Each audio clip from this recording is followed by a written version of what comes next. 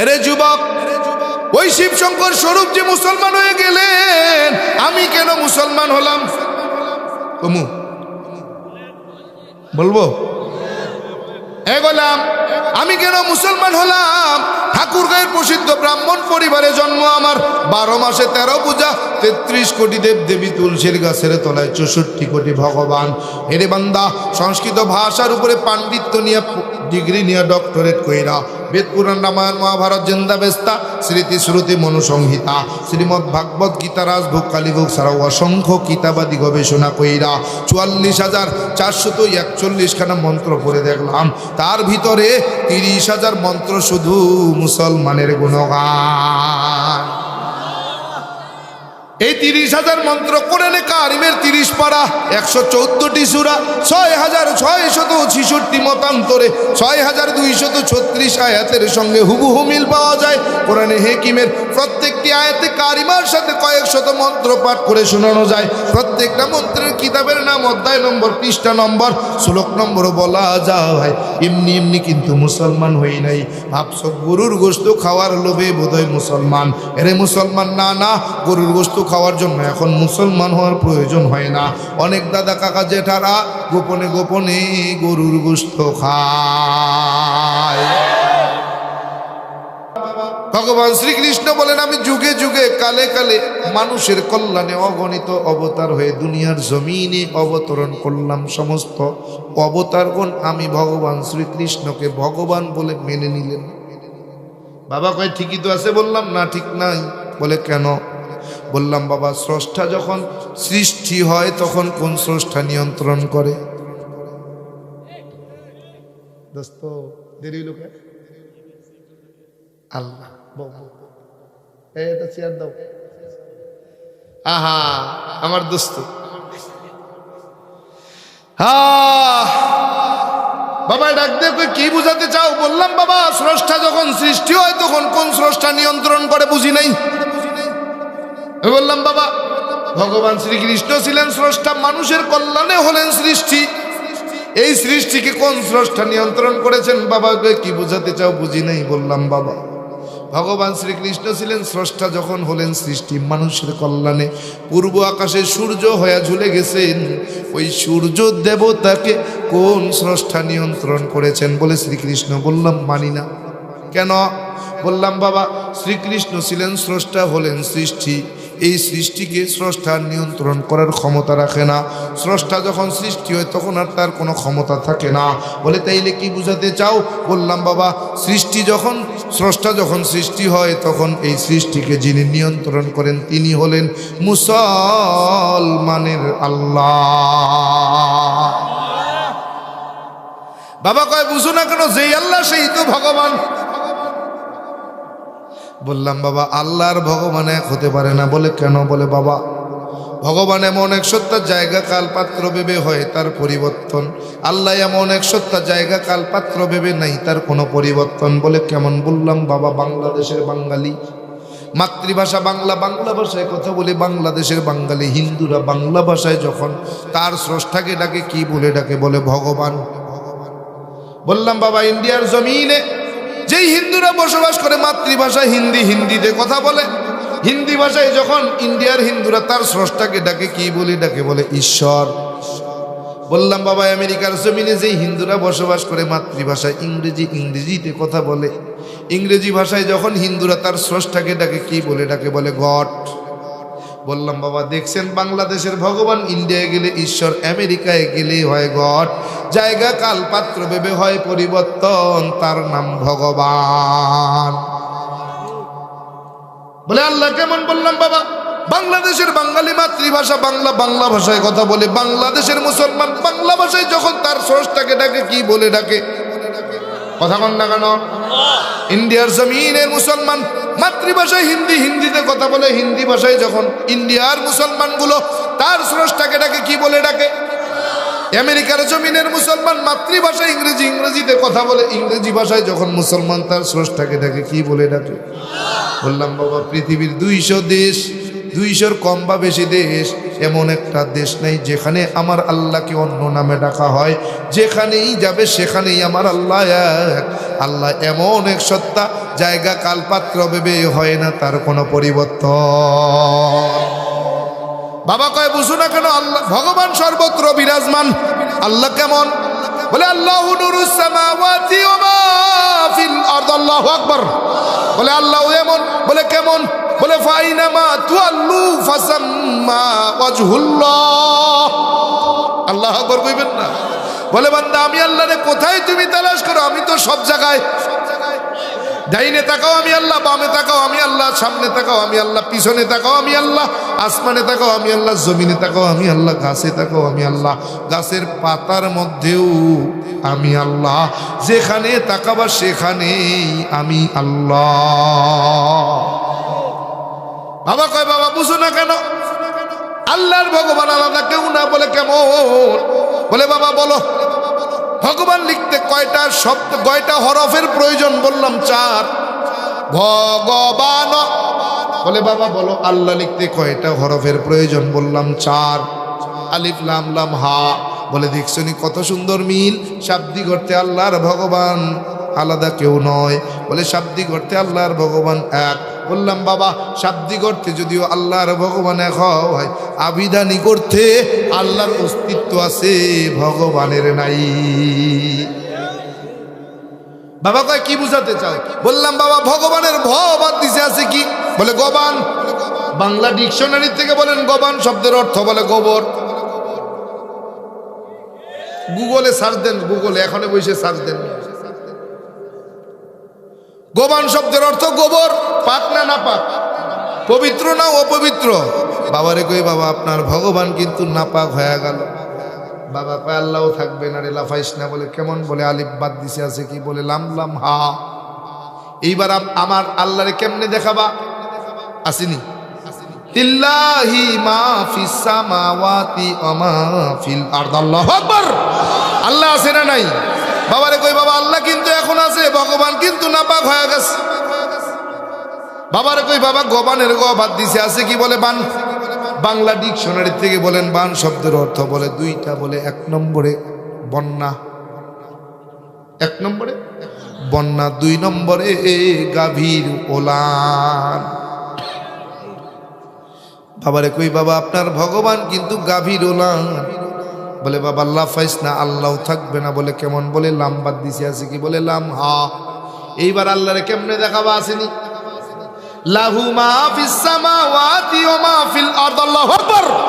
আল্লাহ আছে না নাই? এরে আল্লাহ এখনো আছে, ভগবান কিন্তু গাভীর ওলান হয়ে গেছে। বাবারে কই বাবা বানের ব বাদ দিলাম আছে কি? বলে ন। বাংলা ডিকশনারি থেকে বলে ন শব্দের অর্থ বলে 2টা। বলে 1 নম্বরে গণনা করি 5 6 7 8 9 10। 1 নম্বরে 9, 2 নম্বরে নাই। তার মানে বোঝা গেল ভগবানের কোনো অস্তিত্ব নাই। বলে বাবা আল্লাহ নাই। বলে কেমন? বলে লাম বাদ দিছে আছে কি? বলে হা। এইবার বলো তুমি আল্লাহরে কেমনে প্রমাণ করবা? আসেনি আমার আল্লাহ? হুয়াল্লাহুল্লাযী লা ইলাহা ইল্লা হু। আল্লাহু আকবার। আল্লাহ আছে না নাই? বাবারে কই বাবা আল্লাহ কিন্তু এখনো আছে, ভগবানের কোনো অস্তিত্ব নাই। ও বাবা শুধু এখানেই শেষ না, আরো আছে। বলে কি? বললাম বাবা বলেন না সৃষ্টিকর্তা কয়জন? বলে সৃষ্টিকর্তা কয়জন? বলে একজন। বলে কেমন? তিনি কে? বাবাই কয় জানি না।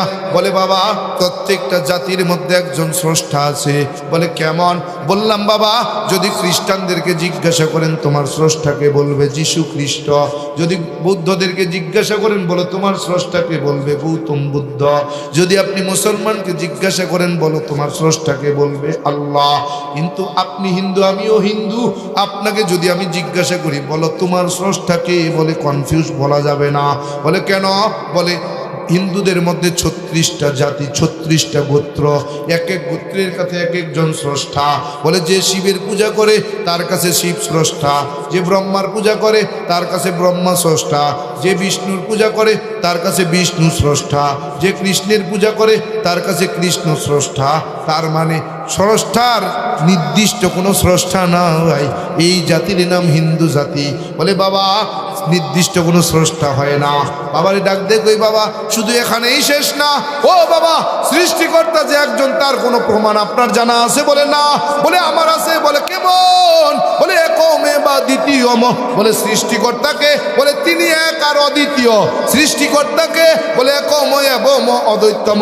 বলে আমি সৃষ্টিকর্তা কারো মুখাপেক্ষী নই, বরং সমস্ত সৃষ্টি জগৎ আমার মুখাপেক্ষী। একম ব্রহ্মা দৈত্য নাস্তি নহিনা নাস্তি কিঞ্চন। বলে আমি সৃষ্টিকর্তা, খাই না, ঘুমাই না, স্ত্রীও নাই, সন্তানও নাই, জন্ম দেই নাই, জন্মগ্রহণও আমি করি নাই। আমার আল্লাহ তাআলা কোরআনে কারিমের মধ্যে জানায়া দেয়, হে নবী জানায়া দেন, বলে দেন হু আল্লাহু আহাদ, আমি আল্লাহ এক অদ্বিতীয়। আল্লাহুস সামাদ, আমি কারো মুখাপেক্ষী নই, বরং সমস্ত সৃষ্টি জগৎ আমার মুখাপেক্ষী।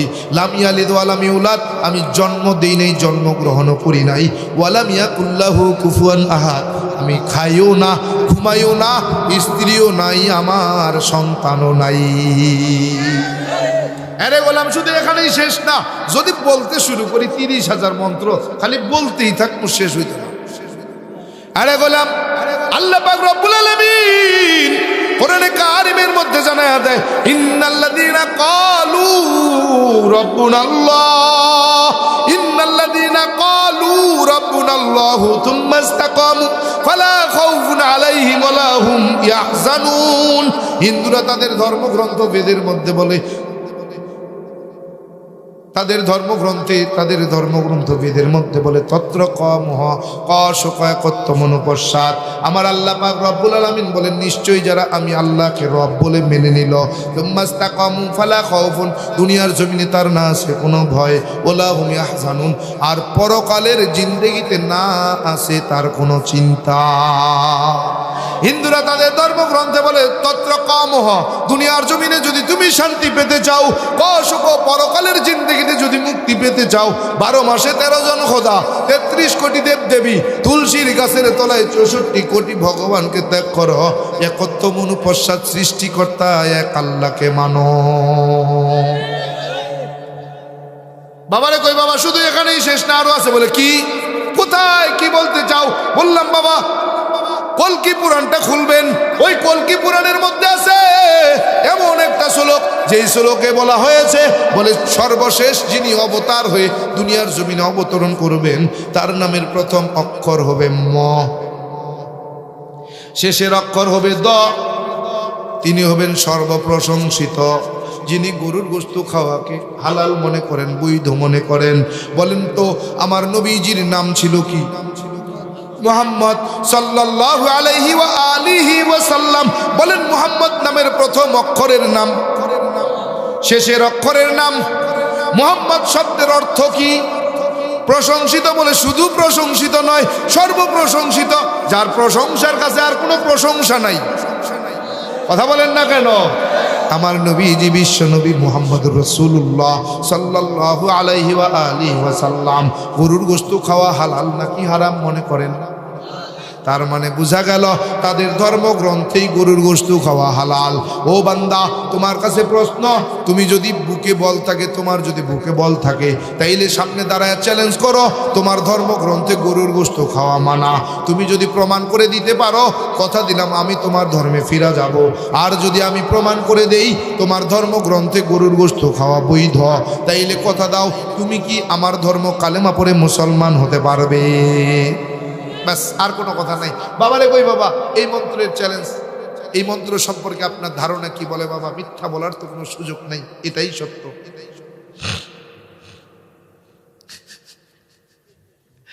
আল্লাহ প্রিয় হাজিরিন,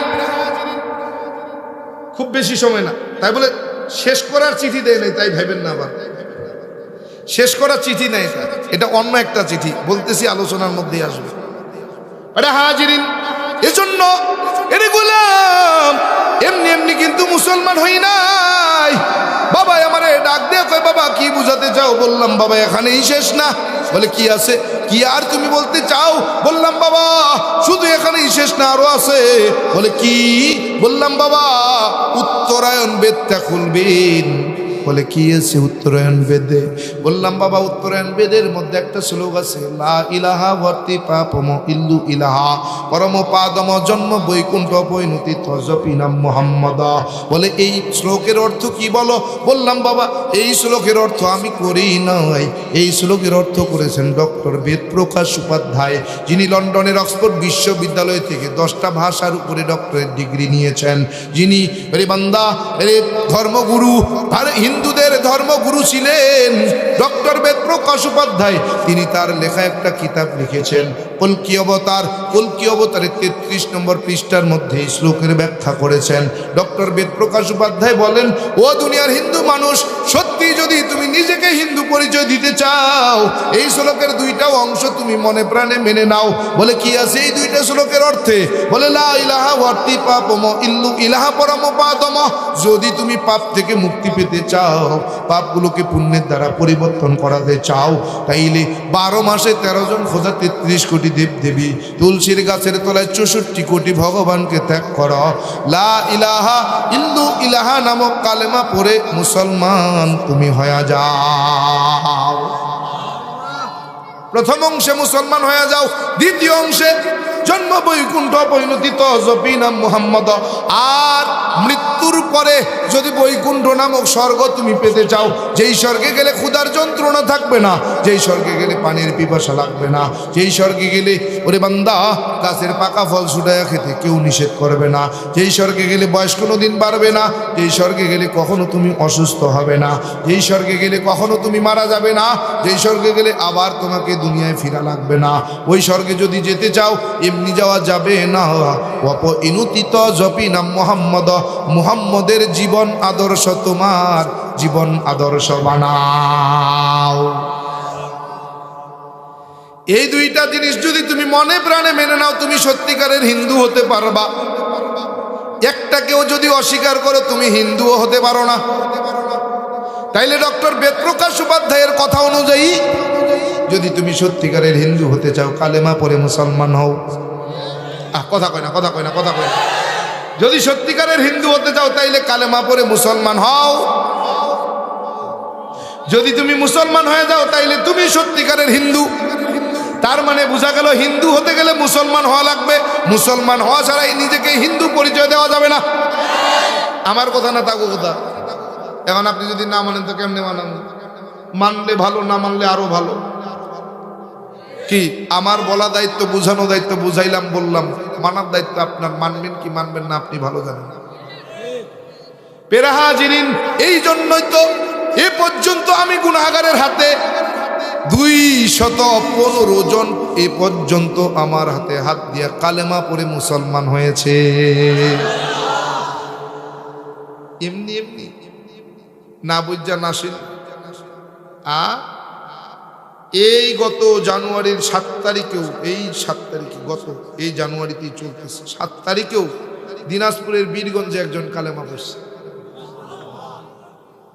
আরো কিছু আছে লাইনে, চেষ্টা চলতেছে, ফিকির চলতেছে, তারাও আসবে, ওয়াদা করেছে। কুমিল্লার মধ্যে একজন ডাক্তার আছে, বলে হুজুর সব জানি, এসএসসি পরীক্ষার আগে কালেমা পড়বো, সব কমপ্লিট।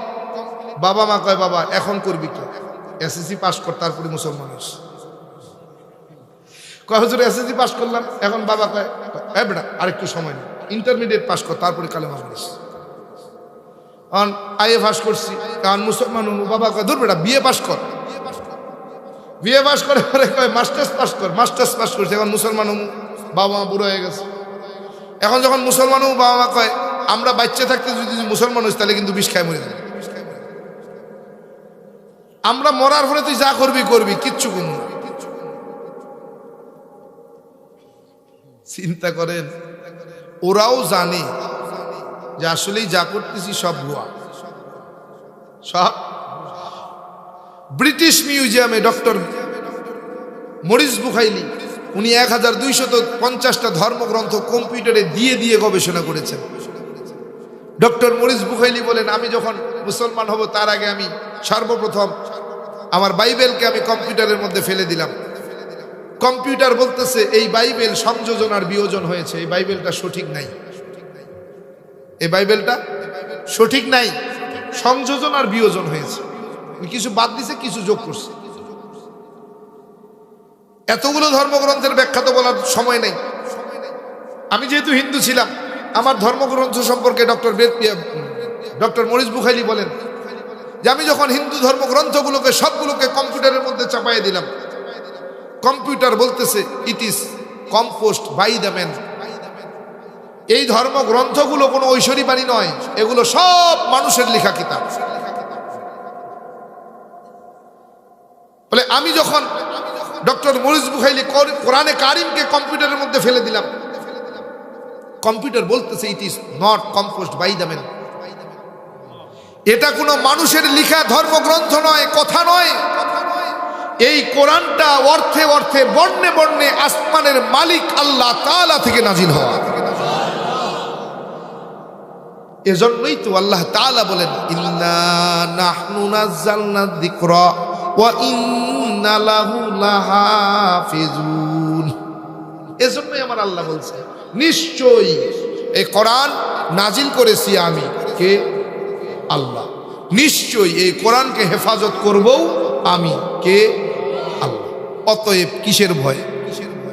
যদি পারেন চ্যালেঞ্জ তো করলামই, চ্যালেঞ্জ তো করলামই। যদি পারেন আপনি আমার কোরআনের একটা নুক্তার পরিবর্তন দেখান, বাস কমপ্লিট। আজ পর্যন্ত পৃথিবীর মধ্যে 200 দেশ কোরআনের ভুল বের করার মতো পৃথিবীতে কোনো শক্তি হয়নি। কিন্তু বাংলাদেশের বেদ, ইন্ডিয়ার বেদ আর ইতালির বেদ, তিনটার মধ্যে কোনো মিল নেই। বাংলাদেশের বাইবেল, ইন্ডিয়ার বাইবেল আর আমেরিকার বাইবেল, তিনটার মধ্যে কোনো মিল নেই। বাংলাদেশের ত্রিপিটক, আমেরিকার ত্রিপিটক আর চীনের ত্রিপিটক, তিনটার মধ্যে কোনো মিল নেই। কিন্তু কোরআন এমন নির্ভুল, 200 দেশ থেকে 200 কোরআন শরীফ, 200 হাফেজে কোরআনকে যদি উল্টায় পাল্টায় দেওয়া হয়, এক দেশের কোরআন আরেক দেশের হাফেজ, বলে এই কোরআনগুলো যদি এই হাফেজে কোরআনগুলো পড়তে শুরু করে, বলে একটা নুক্তারও পরিবর্তন হয় নাই।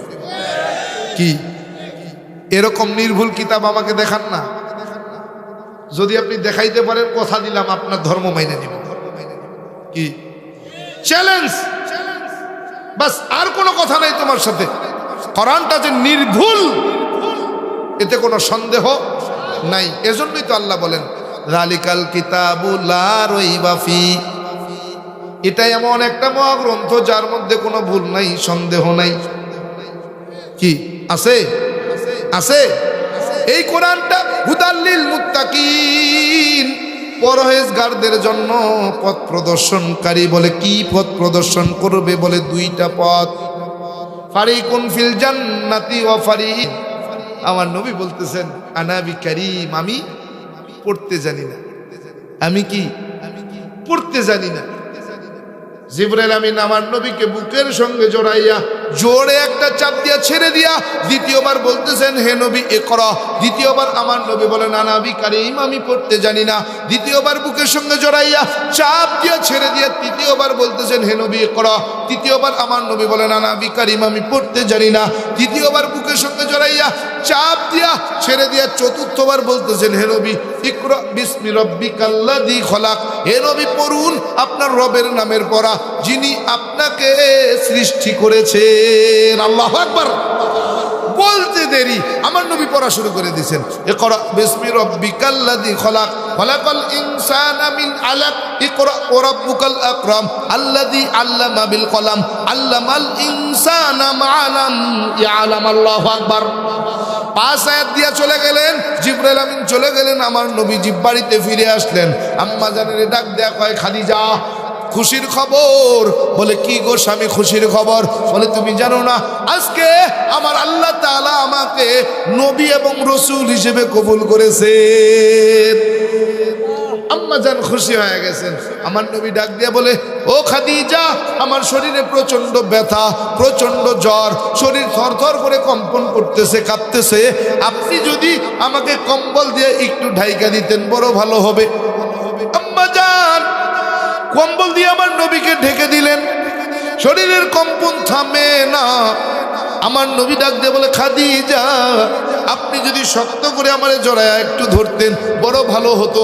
আম্মা জান খাদিজাতুল কুবরা রাদিয়াল্লাহু তাআলা আনহা আমার নবীকে শক্ত করে জড়ায়া শুয়ে আছে। আমার নবী কম্বলের ভিতর থেকে গুনগুন গুনগুনাইয়া কান্না করতেছেন।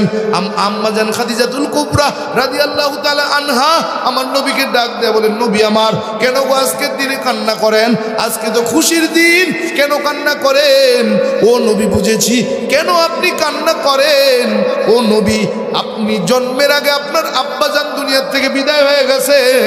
আজকে যদি আব্বাজান বেঁচে থাকতেন বড় খুশি হতেন, এজন্য বোধহয় কান্না করেন। বলেন না, বলে নবী কেন কান্না করেন? বুঝেছি জন্মের 6 বছর পরে আম্মাজানকে হারাইলেন, আজকে যদি আম্মাজান বাইতে থাকতেন বড় খুশি হতেন, এজন্য বোধহয় কান্না করেন। বলে না, বলে ও নবী বুঝেছি কেন কান্না করেন। আপনি তো দরিদ্র, আপনার তো ধন সম্পদ নাই। ও নবী দ্বীনের দাওয়াত দিতে গেলে ধন সম্পদের প্রয়োজন, এজন্য বোধহয় কান্না করেন। ও নবী আমি আপনার ঘরে আসার আগেও 2 জন স্বামীকে হারাইছি, 2 জন স্বামী ধন সম্পদ আমার।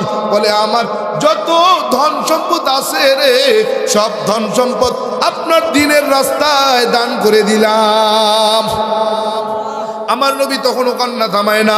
বলে ও নবী কেন কান্না করেন? বুঝেছি ও আল্লাহর নবী আমি আপনার ঘরের বিবি খাদিজা, আমি যদি আপনার কাছে কালেমা গ্রহণ না করি, আপনার কাছে মুসলমান না হয়ে যায়, বলে এলাকার মানুষ আপনার কথা মানবে না, আপনার কাছে কালেমা পড়বে না, এজন্য বোধহয় কান্না করেন। ও নবী আল্লাহ তাআলার জাতির কসম, ও নবী আপনি আমাকে পড়ায়া দেন লা ইলাহা ইল্লাল্লাহু মুহাম্মাদুর রাসূলুল্লাহ। আম্মা জান খাদিজাতুল কুবরা রাদিয়াল্লাহু তাআলা আনহা কালেমা পড়ে মুসলমান হয়ে গেছেন। হযরতে আলী, কিশোর আলী ঘরের দরজার ফাঁকা দিয়ে সব দেখছেন আর শুনছেন। দরজাটা ধাক্কা দিয়ে পায় মুহাম্মদ সাল্লাল্লাহু আলাইহি ওয়া আলিহি ওয়া সাল্লাম, তোমরা 2 জন ঘরের মধ্যে যা করছো যা বলছো সব দেখছি আর সব শুনছি।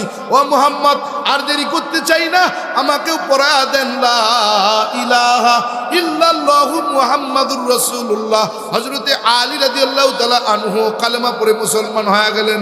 এরে বান্দা মক্কার জমিনের অনেক বড় লম্বা ইতিহাস। আম্মা জান খাদিজাতুল কুবরা মুসলমান হয়ে গেলেন, আর হযরতে আলী রাদিয়াল্লাহু তাআলা আনহু মুসলমান হয়ে গেলেন। মক্কার জমিনে কোরআন নাজিল হয়, বলে কোরআন পাঠাইতেছে আমার নবীজির উপরে। যখন সূরা কাউসার নাজিল হয়ে গেল, আম্মা জান আমার নবীজি সূরা কাউসার 3 আয়াতের একটা ছোট্ট সূরা কাবার দেওয়ালের মধ্যে সুন্দর করে লিখা দিলেন। ওই কাবার পাশ দিয়া বেঈমানেরা হেঁটে হেঁটে যায়, তাকায় দেখে কি সুন্দর কবিতা দেখা যায়। কে লিখছে? বলে আব্দুল্লাহর বেটা মুহাম্মদ। বলে পাইলো কই? বলে জানো না কাবার মালিক তারে নবুয়তি দান করছে। বলে ভালো কথা, তো এই সন্ধ্যায় কবিতা পাইলো কই? ওই মুহাম্মদ তো জীবনে কোনোদিন লেখাপড়া করে নাই রে। বলে জানো না কাবার মালিক আল্লাহ তাআলা ওই আসমান থেকে মুহাম্মদের উপরে নাজিল করছে, তার নাম কোরআন। আবু জেহেলও পাশ দিয়ে হেঁটে যায়, তাকায় দেখে এত সুন্দর কবিতা, ইন্না আ'তাইনাকাল কাউসার ফাসাল্লি লিরাব্বিকা ওয়ানহার ইন্না শানিআকা হুয়াল আবতার। এত সুন্দর কবিতা লিখছে কে রে? কয় নেতা জানেন না, আপনার ভাতিজা আব্দুল্লাহর বেটা মুহাম্মদ। কয় মুহাম্মদ? পাইল আপনি জানেন না? আপনার ভাতিজা আব্দুল্লাহর বেটা মুহাম্মদ তো এখন আল্লাহর নবী, কাবার মালিক আল্লাহ তারে নবুয়তি দান করছে। কয় মুহাম্মদের? কয় মুহাম্মদের? যেই মুহাম্মদ লেখাপড়াই জানে না, এই মুহাম্মদ। মানে ভাবছে কি, কয় কাবার মালিক আল্লাহ কি আর কোন শিক্ষিত ব্যক্তির নজরে পড়ে না? ও ভাবছে ওই মক্কার জমিনে সবচেয়ে বড় শিক্ষিত বড় জ্ঞানী আবুল হাকাম, তো জ্ঞানীদের পিতা ছিলেন আবুল হাকাম। ও ভাবছে ওরে না নবুয়তি দান করবে, কেরে মুহাম্মদের দিবে। চিন্তা করছে, এই কবিতা পাইল, কোনোদিন লেখাপড়া করে নাই, একদম নিরক্ষর, আক্ষরিক জ্ঞান নাই, তাহলে এই সুন্দর লেখা লিখলো কেন? লিডার, এটা তো কাবার মালিক আল্লাহ আসমান থেকে তার উপরে কোরআন হিসেবে পাঠাইছে। সুবহানাল্লাহ না? কই না, এটা মানা যায় না, এটা তো একটা কবিতা, এটা আবার আসমান থেকে পাঠানো লাগে নাকি, এটা তো আমরাও লিখতে পারি, এটা কবির ভাষার কবিতা। কিন্তু মুহাম্মদ তো কোনো আক্ষরিক জ্ঞান নাই, তাহলে মুহাম্মদ এই কবিতা পাইল কি? নিশ্চিত এটা মুহাম্মদের কল্পনা কাহিনী আর ভ্রান্ত ধারণা ছাড়া আর কিছু। নাউজুবিল্লাহ। ডাক মুহাম্মদের ডাক দিয়েছে। আমার নবীজি আয়েশা সালাম দিয়েছে, আসসালামু আলাইকা আলাল হুদা, সালাম দিছে। মুহাম্মদ সাল্লাল্লাহু আলাইহি সাল্লামের সালাম নিয়েছেন, নিয়ে বলছে মুহাম্মদ তুই বলে আল্লাহর নবী? বলে চাচা আল্লাহ কবুল করছে। ওই কবিতা লিখছো পাইছো কই? এটা আল্লাহ আসমান থেকে পাঠিয়েছে, এটা কবিতা না, এটা কোরআন। আর মিয়া এটা কবির ভাষার কবিতা, এই কবিতা যদি আমি লিখি আমারও তুমি নবী মানবা নাকি? এটা কোরআন মানবা নাকি?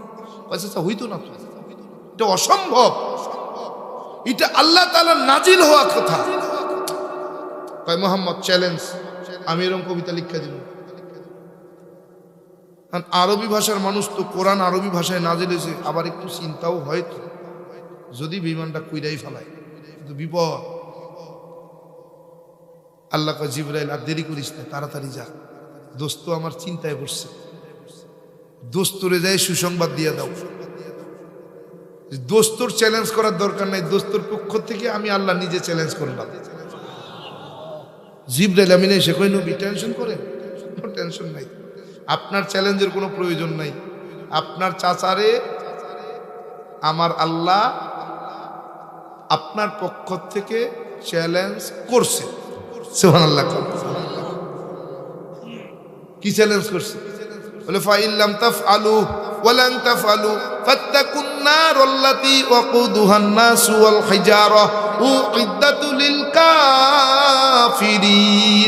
আল্লাহু আকবার। আমি পড়াইছি আয়াত, আয়াত পড়ায় আল্লাহ কয় নবী টেনশনের কোনো কারণ নাই, ফাইল্লাম তাফআলু, তাদেরকে বলেন তারা যদি পারে এরকম কোরআন যেন বানায়। কোরআন তো দূরের কথা, আমার কোরআনের সবচেয়ে ছোট সূরা সূরায়ে কাউসার, 3 লাইনের একটা সূরা, তারা যেন 3 লাইনের একটা সূরা বানায় দেয় যদি তারা পারে। ওয়ালান তাফআলু, কখনোই তারা তা পারবে না। কেডা চ্যালেঞ্জ করছে? চ্যালেঞ্জ করছে কি? আল্লাহ। যেই আল্লাহ চ্যালেঞ্জ করছে, এই কোরআন ডুপ্লিকেট হবে, বানাবে কেউ, এটা সম্ভব? কখনোই তারা তা পারবে না। যদি না পারে তাহলে কি করবে? ফাত্তাকুন নার, বলে ওই আগুনকে ভয় যেন করে, আল্লাতী ওয়াকুদুহান নাসু ওয়াল হিজারা, বলে যেই আগুন আমি জাহান্নামের মধ্যে জ্বালাবো, যার ইন্ধন হবে মানুষ আর পাথর, মানুষ আর পাথর। আবু জাহেল কয় মুহাম্মদ কালকে দুপুরবেলা রেডি থাকো, কবিতা বানামো। আবু জাহেল, উতবা সাহেব, আবু সুফিয়ান, আবু লাহাব, সব বেঈমানগুলো বসে পরামর্শ করতেছে কেমনি মুহাম্মদের থামানো যায়, কেমনি মুহাম্মদের এই কবিতার মতো আরেকটা কবিতা বানানো যায়। কয় সময়ের বিশ্ববিখ্যাত কবি, লেখক, গবেষক, সাহিত্যিক, দার্শনিক, এগুলোরে ডাকো, সবগুলোরে ডাকছে। ওই সময়ের বিশ্ববিখ্যাত কবির নিয়ে বইয়া রয়েছে আবু জাহেল। আমার নবীজি আসবে, দুপুর হয়ে গেছে, দুপুরে আসার কথা, আসে না, দেরি দেরি হয়। কবি কয় লিডার বোধহয় আপনার ভাতিজা আব্দুল্লাহর বেটা মুহাম্মদ ভয় পেয়ে গেছে, আইতো না। আবু জেহেলের বিশ্বাস, আবু জাহেল কয় কবি মুহাম্মদ যখন ওয়াদা দিছে আসবে তো আসবেই, এর ওয়াদা মিস হওয়ার কথা না। কতটুকু বিশ্বাস করে? কইতে দেরি, ওই দূরে একজন হেঁটে হেঁটে আসতেছে, দেখতে মুহাম্মদের মতো দেখা যাইতেছে। কবি লিডারে ডাক দেখা, লিডার ওই মুহাম্মদ। লিডার হাঁটার ভাবে তো মনে হয় ওটাই মুহাম্মদ। কইতে দেরি, কবি সম্মান করতে লাফ দিয়া দাঁড়াইতে দেরি না, নবীর সম্মানে লাফ দিয়ে দাঁড়ায় গেছে। আবু জাহেল কয় কবি দাঁড়াইছো কে রে? কয় কইতাম পারি না, ভিতরে কেমন জানি জ্বালা বাড়ছে। কয় বাও, দাঁড়াইছো কে বাও? আমার নবীজি আবার সামনে চলে আসছে, এবার স্পষ্ট এটা মুহাম্মদ সাল্লাল্লাহু আলাইহি ওয়াসাল্লাম। আবু জেহেল ডাক দেখো, লিডার পেরেশানি যে আরো বাড়ছে, জ্বালা যন্ত্রণা আরো বাড়ছে, লাভ দিয়ে দাঁড়ায় গেছে। ভালো কথা, জ্বালা যন্ত্রণা বাড়ছে তো দাঁড়াইছো কারে? দাঁড়াইছি, দাঁড়াইতাম তো চাই নাই, কেমনে দাঁড়াইছি কইতাম পারি না। আমার নবীজি যখন একবারে সামনাসামনি এসে হাজির, মনের অজান্তে সম্মানের খাতিরে কবি তৃতীয়বার দাঁড়াইছে। আবু জেহেল কই, কিরে কবি, কি তার শুরু করছো? তোমারে নিয়ে আইসি মুহাম্মদের সঙ্গে চ্যালেঞ্জ করতে, তুই যে মুহাম্মদের দেখে দেখে দাঁড়াও। লিডার কইতাম পারি না, ভিতরে জ্বালা যন্ত্রণা বাড়ছে, পেরেশানি আরো বাড়ছে। কয় বউ, বলে মোহাম্মদ রেডি নি? কয় হ রেডি। কয় কবি রেডি নি? কয় হ রেডি। কয় ল কলম লো, কাগজ লো, কবিতা বানাও, কবিতা লেখো। পারবানি? কয় পারুন না, কোনো ব্যাপারিল, বিশ্ববিখ্যাত কবি, আমার চাইতে বড় কবি কিনা আছে? লো লিখো। কবি কলম দিয়ে লিখে, কালি ফুরায় কাগজ ফুরায়, কালি ফুরায় কাগজ ফুরায়, কালি ফুরায় কাগজ ফুরায়, কালি ফুরায় কাগজ, কিচ্ছু হয় না। কলমে আর কোনো কবিতা লেখে না। সর্বশেষ একেবারেই আর যখন কোনো পিছানোর জায়গা নাই, ওই সময় কলমে লিখছে একটা লাইন। কি একটা লাইন লিখছে? কয় লিডার একটা লাইন লিখছি, কিন্তু এক লাইনে তো কোনো কবিতা হয় না। কবিতা হইতে গেলে 2 লাইনেও হয় না, কমপক্ষে 3 লাইন লাগে, এরপরে 4 লাইন 5 লাইন 10 লাইনেও লেখা যায়, কিন্তু 3 লাইনের কমে কোনো কবিতা হয় না। তবে হ্যাঁ, যে লাইনটা লিখছি এটা যদি মুহাম্মদের কবিতার সঙ্গে মিলাই তাইলে ভালো শোনা যায়। লিখছো কি? হে দেখো, কবি কইতেছে লিডার লিখলাম, মুহাম্মদের কবিতার সঙ্গে কি সুন্দর শোনা যায়। কয় কি শোনা যায় বলো? কবি বলতেছে, ইন্না আ'তাইনাকাল কাউসার ফাসল্লি লিরাব্বিকা ওয়ানহার ইন্না শানিআকা হুয়াল আবতার হাদাল কালামি লাইসা মিনাল বাশার। আল্লাহু আকবার। আবু জাহেলের ভাষা তো আরবি, বুঝ লাইছে না? কয় লিখছো কি কবি? কয় লিডার এর থেকে বেশি আর কিচ্ছু লিখতে পারলাম না, কলমে লিখলো না। কয় লিখছে কি? বলে হাদাল কালামি লাইসা মিনাল বাশার। মুহাম্মদ যে কবিতার কথা বলে, এই কবিতাটা মুহাম্মদের কল্পনা কাহিনী, ভ্রান্ত ধারণা নয় রে। এই কবিতাটা অর্থে অর্থে বর্ণে বর্ণে আসমানের মালিক আল্লাহ থেকে নাজিল হওয়া। বেঈমানেরা কোরআনের ভুল বের করতে পারে নাই। যুগে যুগে কালে কালে বেঈমানেরা কম চেষ্টা করে নাই। ডক্টর মরিস বুখাইলি বলে তিনিও কালেমার কোরআনের ভুল বের করতে যাইয়া কালেমা পড়ে মুসলমান হলেন। তিনি তার লিখিত গ্রন্থ কুরআন, বাইবেল আর বিজ্ঞানের মধ্যে তার জীবনী তুলে ধরেছেন। তিনি কেন মুসলমান হয়েছিলেন, ওই মুসলমান হওয়ার ঘটনাটা লিখতে যাইয়া তিনি লেখেন, বলে আমি লন্ডনের অক্সফোর্ড বিশ্ববিদ্যালয় থেকে 9টা ভাষার উপরে পিএইচডি করলাম, MBBS এর উপরে ডক্টরেট ডিগ্রি নিলাম। ওই পৃথিবীর জমিনে আমার চাইতে বড় MBBS ডাক্তার আর কেউ ছিল না। বলে বিশ্ববিখ্যাত MBBS ডাক্তারের সম্মান অর্জন করলাম। ওই সময় মিশরের জমিন থেকে আমার তলব আসলো, বলে ফিরাউনের লাশটা 3500 বছর পানির নিচে থাকার পরেও কোনো পছন্দ ধরল না, গলে গেল না, নষ্ট হলো না, মাছে খাইল না, মশায় খাইল না, পোকায় খাইল না, কেন অক্ষত থাকলো, একটা পশমেরও কোনো বিকৃতি ঘটলো না। বলে এটা তদন্ত করার জন্য, এটার মেডিসিন বের করার জন্য এই মিশরের বাদশা আমারে তলব কইরা ডাক দিয়া বলতেছে, ও ডক্টর মরিস বুখাইলি, এই লাশের তদন্ত করে বের করা লাগবে। লাশ সংরক্ষণের জন্য আমরা এখন মেডিসিন দিয়া মমি বানাই। বলে ওই সময় তো কোনো মেডিসিন ছিল না, তাইলে ফিরাউনের লাশটা কিভাবে সংরক্ষণ করা হয়েছে এটা তদন্ত করে গবেষণা করে বের করে দেওয়া দরকার। বলে ঠিক আছে। বলে 100 জনের সদস্য বিশিষ্ট একটা টিম, ডাক্তারের টিম গঠন করা হলো। এর মধ্যে একজন মাত্র মুসলমান আর 99 জন ছিল ইহুদি আর খ্রিস্টান। এই 100 জন ডাক্তার মিলা ফিরাউনের লাশ তদন্ত শুরু করে দিল।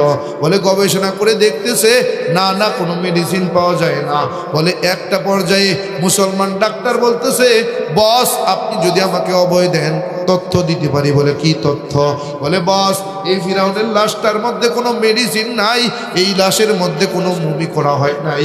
এই ফিরাউনের লাশ সংরক্ষণ করেছেন কুদরতিভাবে আমার আল্লাহ, তার প্রমাণ আমরা কোরআনের ভিতরে পাই। ডক্টর মরিস বুখাইলি বলে, মুসলমান ডাক্তার বুঝছো? বলে হ্যাঁ। বলে ভুল হবে না? বলে না। বলে আজকের থেকে ফিরাউনের লাশ গবেষণা বন্ধ। আগে আমি কোরআনের গবেষণা করব, তারপরে এই ফিরাউনের লাশের গবেষণা করব। বলে ওই ডক্টর মরিস বুখাইলি গবেষণা, লাশের গবেষণা বন্ধ কইরা দিয়া লন্ডনের অক্সফোর্ড বিশ্ববিদ্যালয়ে চলে গেল। আরবি ভাষার উপরে ডক্টরেট ডিগ্রি নেওয়ার জন্য ওই অক্সফোর্ড বিশ্ববিদ্যালয়ে ভর্তি হয়ে গেল। বলে আরবি ভাষার উপরে ডক্টরেট ডিগ্রি নিতেছেন, পিএইচডি চলতেছে। একদিন দুপুরবেলা ওই অক্সফোর্ড বিশ্ববিদ্যালয়ের বারান্দা দিয়ে হাঁটতেছিলেন, হঠাৎ করে এক মধুর সুর কানের মধ্যে ভেসে আসতে লাগলো। বলে এই মধুর সুরটা কোথার থেকে ভেসে আসে খুঁজতে শুরু করে দিলাম। বলে প্রত্যেকটা দরজা ধাক্কা দেই, বলে কোনো মানুষ দেখা যায় না। বলে একটা দরজা ধাক্কা দিয়া দেখি ওই রুমের মধ্যে একটা যুবক, মাথায় টুপি পরা, মুখে লম্বা লম্বা দাড়ি, পরনে লম্বা জামা পরা, একটা বই হাতে নিয়া মধুর সুরে কি যেন পড়তেছে।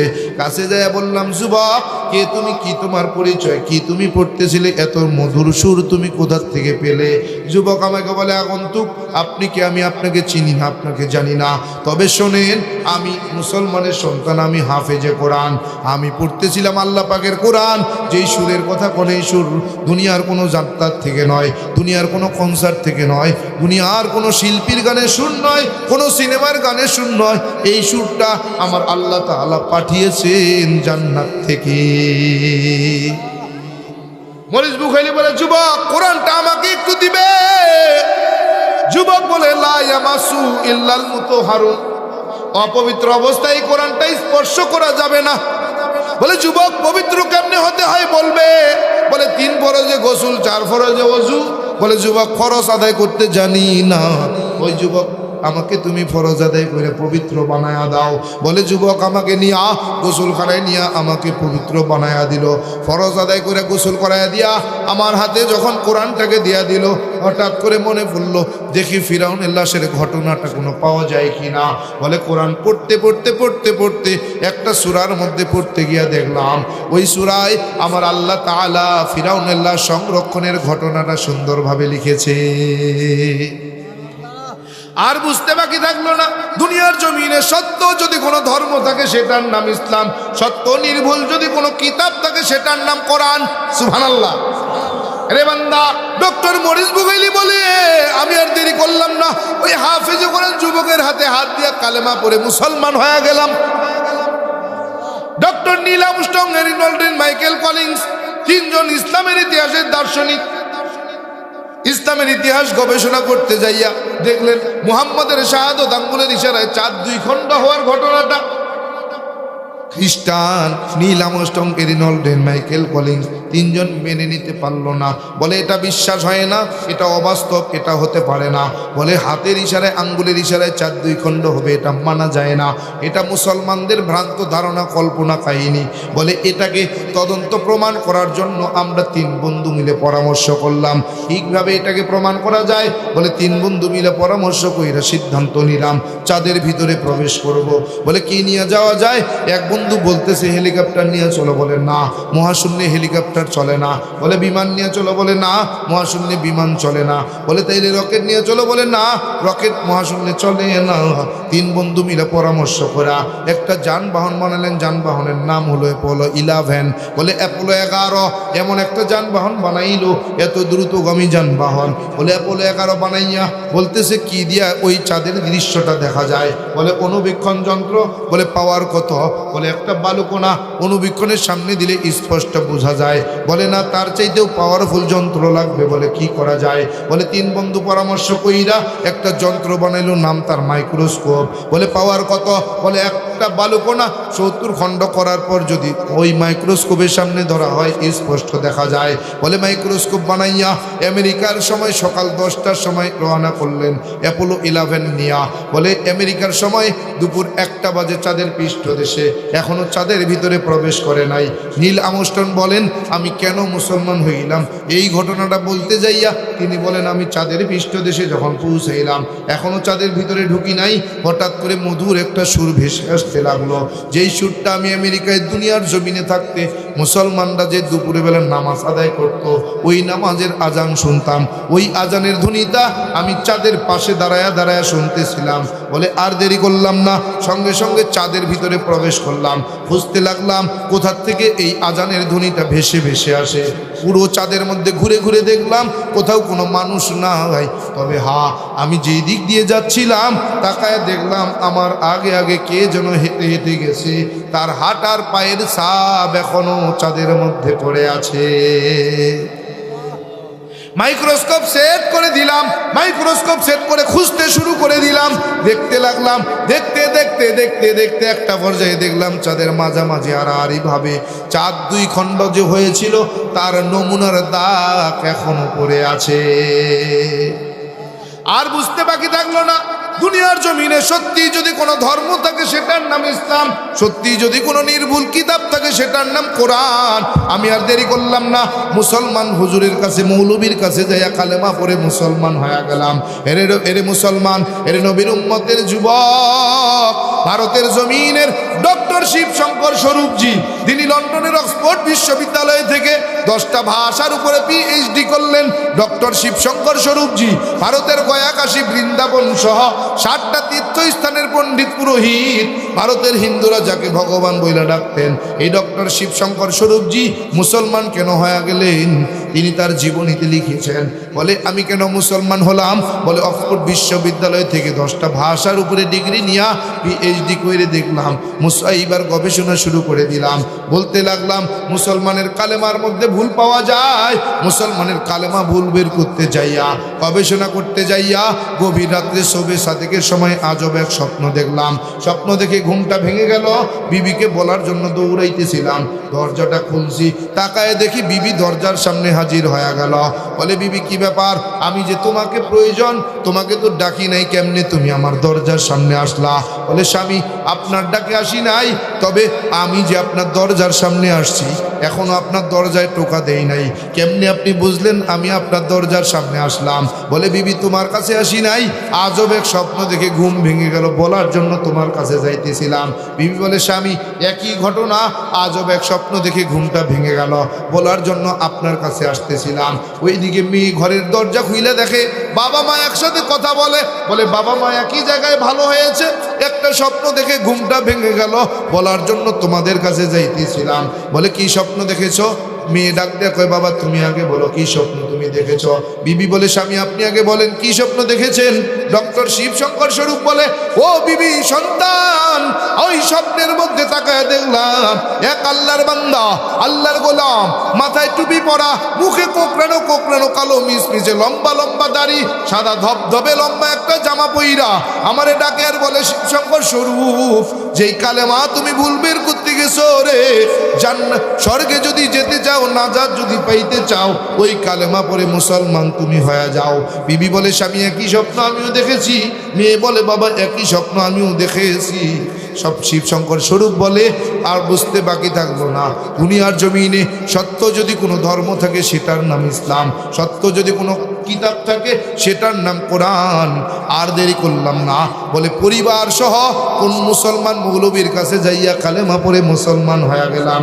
এরে গোলাম, এরে যুবক, এরে যুবক, ওই শিবশঙ্কর স্বরূপ যে মুসলমান হয়ে গেলেন, আমি কেন মুসলমান হলাম? কমু